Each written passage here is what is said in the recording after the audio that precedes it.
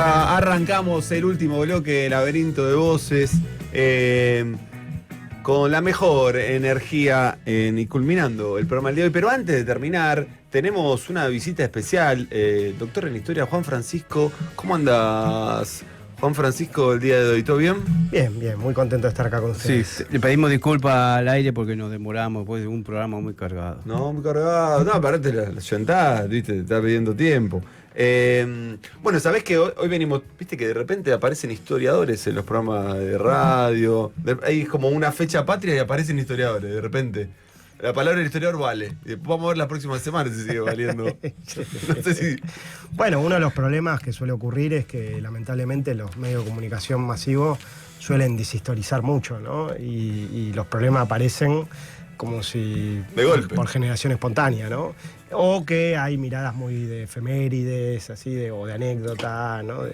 En vez de entender los procesos como procesos históricos, ¿no? Procesos complejos y de larga, media y corta duración. Así que... Sí, no te quiero marear ahí, pero algo conversábamos antes, si en los programas de comunicación o en la radio se puede abordar seriamente a la historia. Porque capaz que ves un pantallazo, es una fotito. ¿A la historia o al mundo en general? En general, claro. Mirá, Cualquier palabra. Que... Pero digo, si también tiene que ver con otras herramientas culturales y de formación ciudadana. Que si no están Totalmente. Es como muy difícil. No, a ver, en el mundo de hoy cada vez más es todo efímero, todo espontáneo y todo muy superficial, y cada vez más la masificación de la comunicación ha traído una pauperización tremenda, ¿no? Digo, cada vez más es... Bueno, pero vos fijate en términos de las difusiones de las cosas, los memes y los flyers, ¿qué podés decir? Nada. No, un flyer No, muy fuerte. claro, ¿no? Entonces es todo imagen y es todo superficial. Sí, los textos cortitos. Todo cortito y todo 5 minutos. Y los problemas sociales son los problemas sociales, políticos, culturales, son muy complejos, muy profundos y lamentablemente en poco tiempo no se puede abordar. Y obviamente eso le sirve al poder, por decir una manera, digamos, ¿no? A los poderosos les sirve eso, ¿no? Le sirve esa lógica. Y lamentablemente, bueno, uno hace lo que puede para disputarla, pero ciertamente no ayuda. Vos fijate, yo incluso lo había dicho en una columna acá.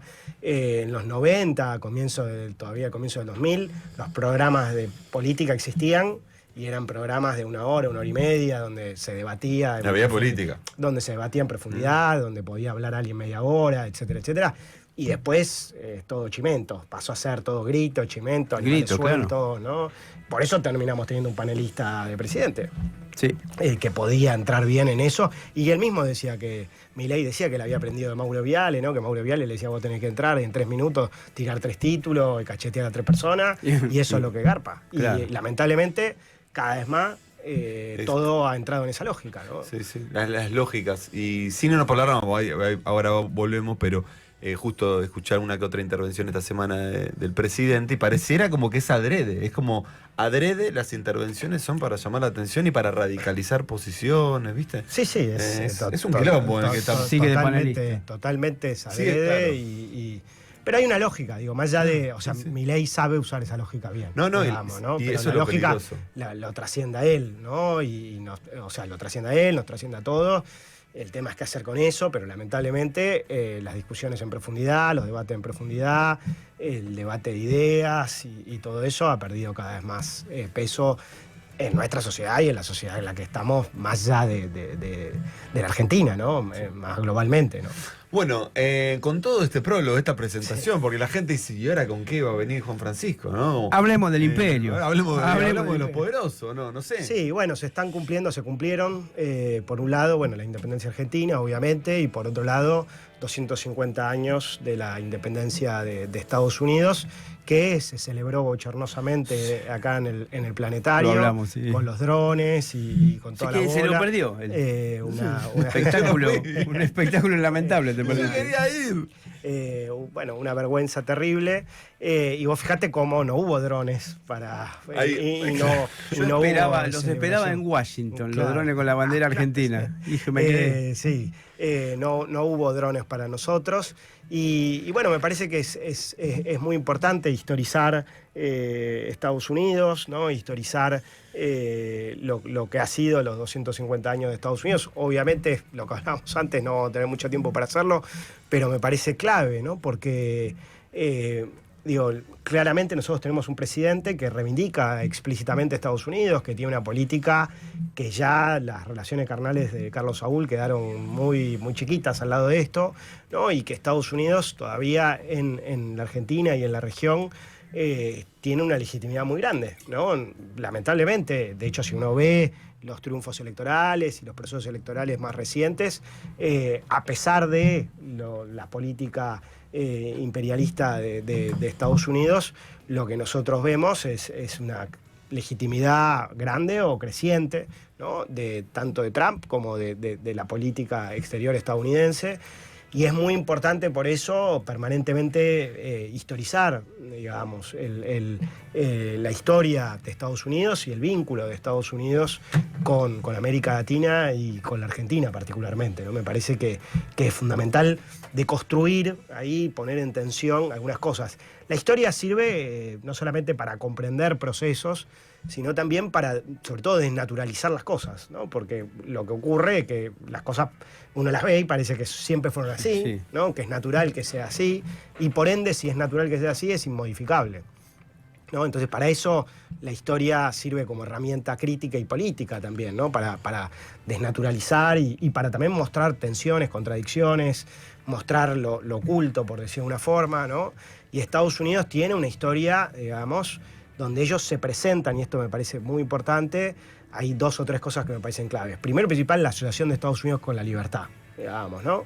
Por eso Milei reivindica tanto a Estados Unidos, la derecha reivindica tanto a Estados Unidos, y eso también puede, digamos, comprar de alguna manera imaginarios y voluntades. Sobre estos 250 años, vos decís como el anclaje en la libertad. Sí, ¿Cómo? sí, claramente. Como- Estados Tiene una Unidos, estatua. Estados Unidos sistemáticamente ha construido un relato en el cual ellos son la máxima representación de la libertad en el mundo. Es increíble, aparte. ¿no? Es muy difícil. Es una idea muy fuerte, tanto Estados Unidos como Occidente en general, digamos, ¿no? Estados Unidos, a diferencia de América Latina, tiene una relación mucho menos compleja con Europa, con Occidente, ¿no? América Latina, vamos a suponer que los dos somos, tanto Estados Unidos como América Latina, somos hijos de Europa, ¿no? Nuestra relación es una relación que podríamos llamar de bastardía, ¿está bien? Como un hijo que quiere ser europeo, pero a la misma vez no es plenamente reconocido, ¿no? Y que tiene toda ahí una tensión muy grande, digamos, ¿no? En ese imaginario de la relación con Europa. Y en cambio Estados Unidos no, Estados Unidos es el desarrollo de Europa en América y es la concreción máxima de lo mejor de Europa. Eso es lo que ellos dicen, no es lo que yo creo, ¿no? Está claro. Quiero decir, el imaginario, por eso ellos son Occidente con mayúscula y nosotros no sabemos bien qué somos, ¿no? Yo creo que no somos Occidente, ¿tá? Pero digo, cuando incluso nos reivindicamos, aquellos que se reivindican como Occidente, siempre la relación, como decía antes, es una relación más de bastardía, de un hijo ahí Sí. medio ilegítimo. Es y no ¿verdad? es, claro. Claro, es y no es, ¿no? Esa libertad más monolítica, ¿no? Esto de que es la dificultad para decir quiénes somos nosotros como país del Cono Sur, como en términos de identidad, es más complejo de explicar, siento. Y cuando uno asemeja Estados Unidos con la libertad, como que te la venden como un bloque, es esto, fin. Sí, o sea, por un lado, esto que te decía, identitariamente, digamos, ¿no? América Latina tiene una relación, más allá de Argentina, Ujú. que también tiene su complejidad. Pero digo, América Latina tiene esta relación más compleja históricamente con Europa, con Occidente, de estar y no estar ahí adentro, digamos, ¿no? Yo creo, como decía antes, que América Latina no es parte de Occidente, es otra cosa, pero Estados Unidos se ha construido, que también es discutible, pero se ha construido como heredera legítima de Occidente y como heredera de los valores fundamentales de Occidente, que es, entre ellos, uno fundamental, que es la libertad, ¿no? Entonces, la primera cuestión clave es Estados Unidos como un lugar de la libertad, como máximo desarrollo de la libertad y como gran expansión de la libertad. La otra cosa también que ellos presentan permanentemente como parte de su identidad, obviamente tiene que ver con el éxito económico, digamos, ¿no? Y ahí hay algo también muy importante que es democracia, libertad y capitalismo yendo las tres cosas de la mano, ¿no? Entonces, hay un par de cosas que son fundamentales, que lo que está incluido ahí es la violencia, la dominación, el imperialismo, la esclavitud, el racismo. Todo. En ese imaginario de libertad y capitalismo y democracia hay todo un lado oculto, digamos, que es el que nosotros tenemos que poner sobre la mesa, digamos, ¿no? Lo que nosotros tenemos que hacer es mostrar, digamos, ¿no? Me parece sistemáticamente, cómo ese relato de la libertad, de la democracia y del capitalismo es un relato ficticio incluso dentro de Estados Unidos, pero sobre todo en términos de la relación de Estados Unidos con América Latina y con el sur global, o lo que en un momento se llamaba Tercer Mundo, donde lo que nosotros vemos es el rostro oculto, que es el rostro de la esclavitud, el racismo, el colonialismo y el imperialismo. Y hay una cosa también me parece que es clave para empezar, digamos, que obviamente tenemos muy poco tiempo, pero lo primero que me parece fundamental Muy bueno. es que nosotros estamos muy acostumbrados a pensar que Estados Unidos estaba destinado al éxito.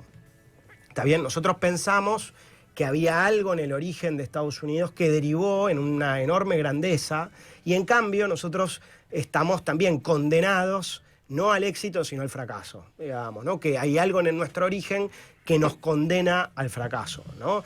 Y eso es muy importante para entender, poner en tensión eso es muy importante para entender, bueno, la historia, pero también el futuro, porque si nosotros pensamos que estamos condenados al fracaso, estamos jugados, digamos, y nunca vamos a poder salir de eso. Y si nosotros creemos que Estados Unidos está destinado permanentemente a un proceso de grandeza, siempre vamos a estar obedeciendo, digamos, ¿no? Vamos a estar así, digamos, sí, ¿no? agachar la cabeza, sí. Estados Unidos, a diferencia de lo que uno puede pensar, primero y principal, cuando surge, eran 13 colonias, que eran 13 colonias pequeñas, poco relevantes en términos geopolíticos, en términos económicos. No era un espacio central, fundamental, a ningún nivel, ¿está bien?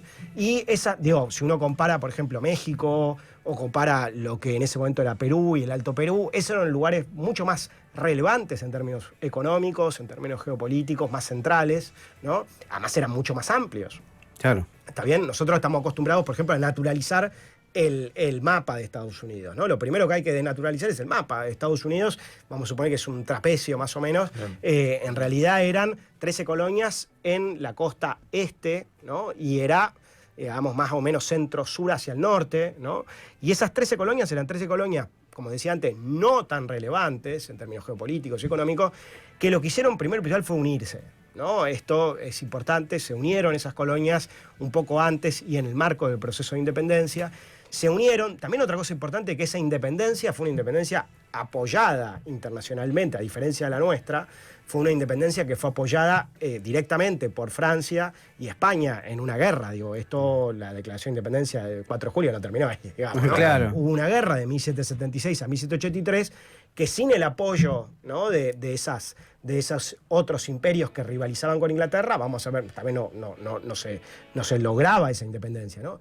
La otra cosa absolutamente fundamental es la contradicción fundante de Estados Unidos, ¿no? Donde en la declaración de independencia se plantea ya desde el vamos, es evidente para la razón que los hombres nacen libres iguales, y los padres fundadores tenían esclavizados, tenían esclavizadas, las colonias eran esclavistas y racistas.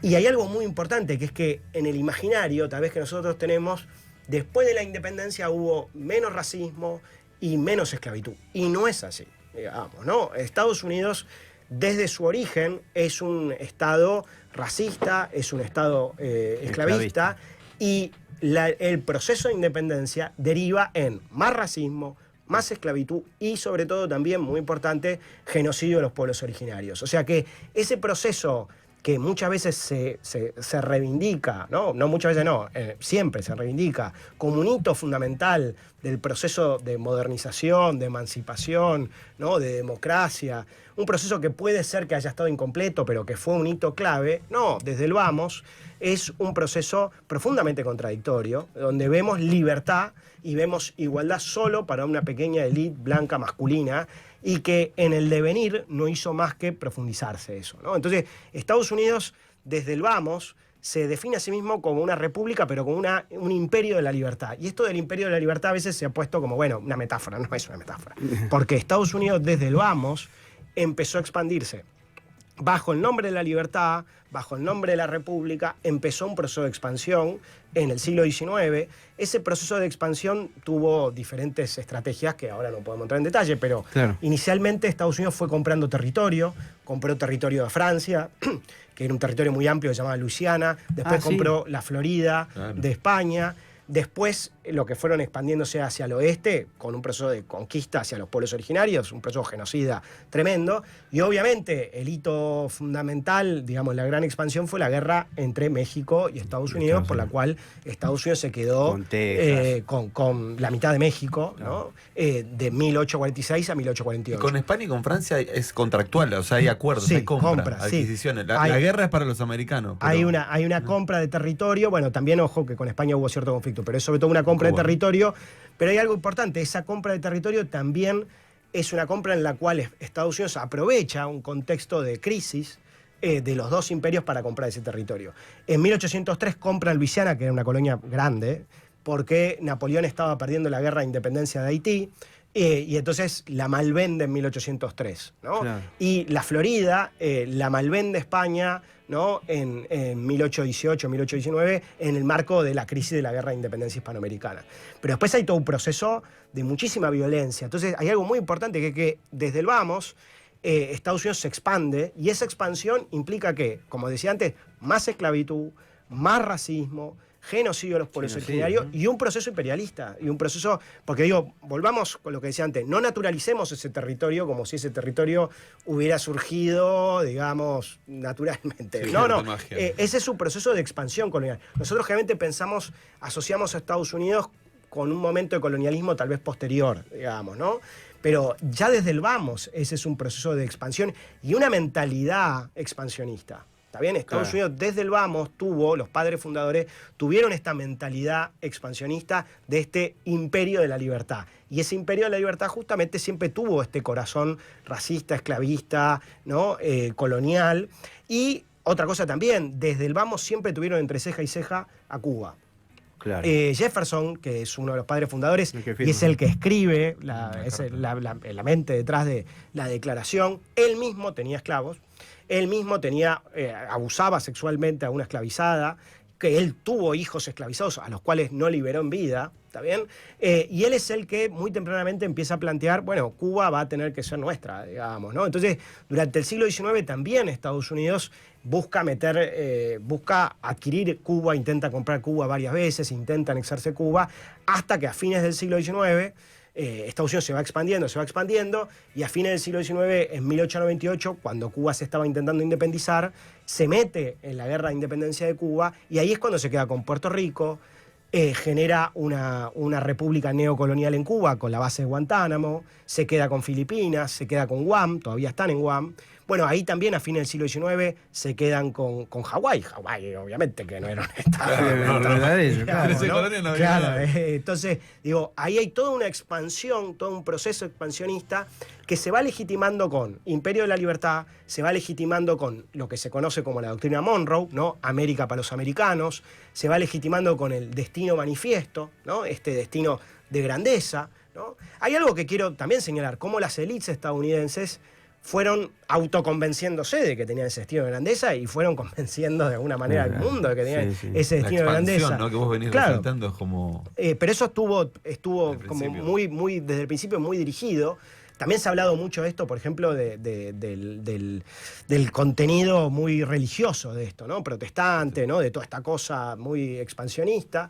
Y, bueno, como te decía, a fines del siglo XIX eso va cristalizando con el panamericanismo, ¿no? El panamericanismo es un proyecto estadounidense que va cristalizando a fines de la década del 80, comienzo de la década del 90, del siglo XIX, que es la idea de unidad de toda América, somos todos hermanos, bajo la tutela del tío Sam, ¿no? Bajo Sí, la sí. tutela de Estados Unidos. Y eso tenía una lógica tanto política como económica. Hubo dos conferencias fundacionales, una de 1889 y otra de 1891. La primera es una conferencia política y la segunda es una conferencia más económica, que es el antecedente del ALCA, ¿no? Que es el antecedente de la OEA, ¿no? La OEA también conocida como el Ministerio de Colonias de Estados Unidos, ¿no? Y el momento de quiebre muy importante en este expansionismo es a fin del siglo XIX y comienzo del siglo XX, ¿no? No tenemos obviamente tiempo, pero a comienzo del siglo XX Estados Unidos ya va construyendo un imperio ultramarino, ¿no? Esa expansión, que fue una expansión colonial dentro del territorio del norte, pero es colonial. Claro, sí. Quiero insistir, pues nosotros, Estados Unidos se expande colonialmente sobre lo que actualmente es su territorio. Pero hay primero una expansión colonial dentro del continente, ¿está bien? Y después hay una expansión colonial ultramarina, ¿no? Que tiene como epicentro al Caribe, tiene como epicentro el Pacífico, y hay un lugar clave que es Panamá, ¿no? Entonces, una de las cosas que va a hacer Estados Unidos es impulsar la independencia de Panamá en 1903 y al otro día firmar un acuerdo para establecer, digamos, la creación del Canal de Panamá, que se hace de 1904 a 1914. Y ahí Estados Unidos se va convirtiendo en una potencia imperial ultramarina, controlando claramente todo ese espacio, y ahí, bueno, cada vez va a crecer cada vez más su expansionismo hacia el sur, que hay algo muy importante que es la disputa con Inglaterra, o sea, cómo Estados Unidos va a ir corriendo a Inglaterra de América del Sur, que era su lugar hegemónico, ¿no? Todo esto, como decíamos antes, en nombre de la libertad, en nombre de la democracia, apoyando cuanta dictadura hubo, ¿no? No solamente el Plan Cóndor. El Plan Cóndor de los 60. Lo que decías vos al principio, se piensa solamente en el fin del siglo XX y en realidad hay una historia de coloniaje. Hay toda una historia de coloniaje que continúa y que obviamente hoy no podemos entrar mucho en detalle. Podemos hacer un capítulo 2 cuando quieran. Sí, pero interesante. Pero que claramente es una lógica de continuidad, ¿no? Entonces, esa libertad es una libertad falsa, es una libertad para una pequeña élite blanca en Estados Unidos y obviamente a nivel global. Es una falsedad porque Estados Unidos surgió y se desarrolló gracias a la esclavitud y al tráfico esclavista, ¿no? Y ese proceso de democracia y libertad no solamente es falso adentro, sino desde ya a nivel global, con la política imperialista y de apoyo de dictaduras por todo el globo que ha tenido Estados Unidos. Bueno, la verdad que todo tiene que ver con todo y es un gusto escucharte. Yo tengo una pregunta muy breve porque ya no estamos yendo. Yo quiero decirle una cosa también. Una cortita. Esos 40 años, ¿no? Entre nuestra independencia, el 9 de julio de 1816, o que se inicia en mayo de 1810, en esos 40 años de diferencia que hay entre independencia de las 13 colonias, independencia a nivel local y también a nivel continental, son 40 años son como más que 40 años, siguiéndote un poco en el planteo, son determinantes esas décadas en esta lógica de avanzar sobre territorios y coloniaje. No, quiero decir, porque ahí de vuelta hay una idea de que Estados Unidos en esos 40 años nos llevaba una ventaja enorme. No, es discutible. Quiero decir, si vos hubieras tenido que apostar, ¿quién se iba a comer a quién? Estados Unidos a México o México a Estados Unidos. A comienzos del siglo XIX, lo más probable hubiera sido al revés. O sea, quiero decir, era más probable que México, por su extensión territorial y su potencia económica y su cultura, etcétera, era más probable que México pudiera tener un desarrollo más importante, por decirlo de una forma, que Estados Unidos. Y eso no ocurrió.